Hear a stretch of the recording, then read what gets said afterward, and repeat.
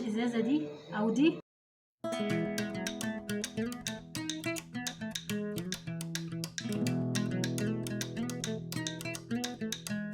بسم الله الرحمن الرحيم. اللهم صل على سيدنا محمد وآل سيدنا محمد. طب القلوب دواءها، وعافية الأبدان وشفاءها، ونور الأبصار وضياءها، وروح الأرواح وسر بقائها. يا مساء الخير أو صباح الخير والسعادة والهنا، كل حاجة حلوة على كل حبايبي ومتابعيني اللي شرفوني في قناتي واللي لسه كمان هيشرفوني. أهلا بكم بفيديو جديد. قبل ما أبدأ الفيديو بفكركم بالاشتراك في قناتي على اليوتيوب وتفعلوا الجرس الكل عشان كل ما انزل حاجة جديدة توصلكم بها إشعار جديد على خير إن شاء الله. النهارده هنعمل مع بعض فطاير حلوه جدا جدا وسهله وبسيطه، مكوناتها سهله موجوده عندنا. هتقومي تعمليها كده وريحتها هتملى البيت كده من جمالها وحلاوتها.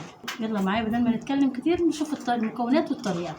مكوناتي: كيلو من الدقيق مرش عليه رشه ملح ونخلته طبعا، كوبايه من الزيت على السمنه، ممكن تحطي زبده على سمنه او زيت على سمنه اللي انت تحبيه. انا حاطه زيت على سمنه.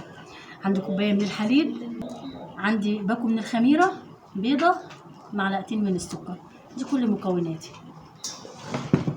شايفين السهوله؟ احلى حاجه المعجنات في البيت، بتعمل جو حلو وريحه حلوه. بسم الله الرحمن الرحيم. هننزل بالبيضه تدينا هشاشه حلوه. عندي هنا السكر مع الخميره وكمان الحليب. ثواني اجيب المضرب. هنقلبهم كلهم في بعض بالشكل ده. هنجيب كمان معلقه من الخل، معلقه من الخل،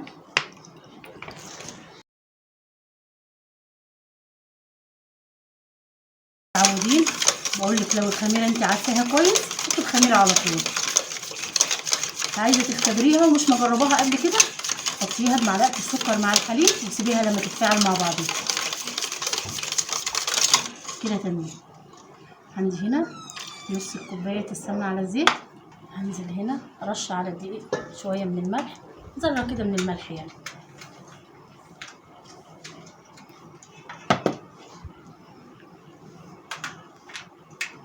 انزل كده بشويه من الميه وجزء من باقي الدقيق. هخلي حبه صغيره لان طبعا احنا عارفين كل دقيق بيختلف عن التاني. وحبايبي رجعت لكم بعد ما عجنتها كويس جدا جدا ولفتها بس بربع كوبايه من الزيت مع السمنه اللي كانت معايا، بس ما عملتش اكتر من كده. هاخدها زي ما هي كده وانا دهنت هنا المكان.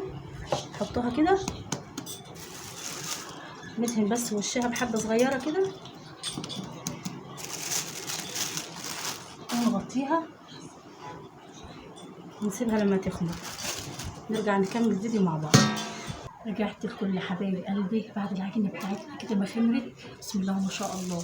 شايفين الجمال ده؟ انا كمان لميتها تاني.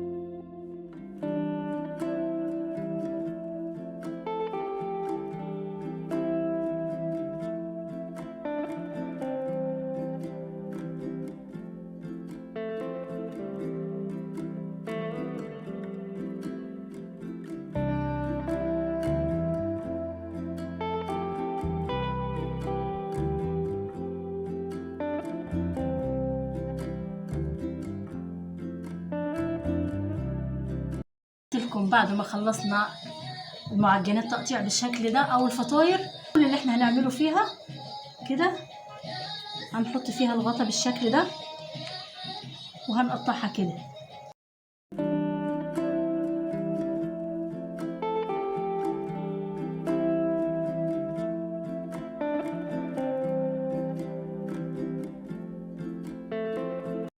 اهو شايفين الجمال اهو. وهنشيل دي كده هتطلع لنا بالشكل الجميل ده. بصوا اهو. ايه رايكم بقى في الجمال ده؟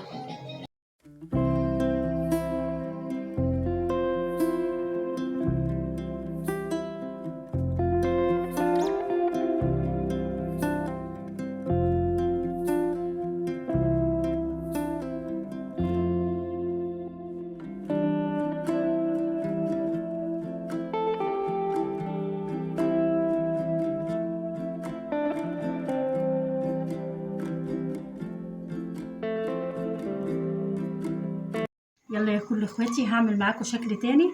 ده الغطا كان عندي بتاع خله.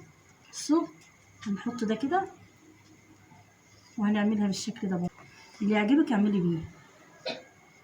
بصوا اهو.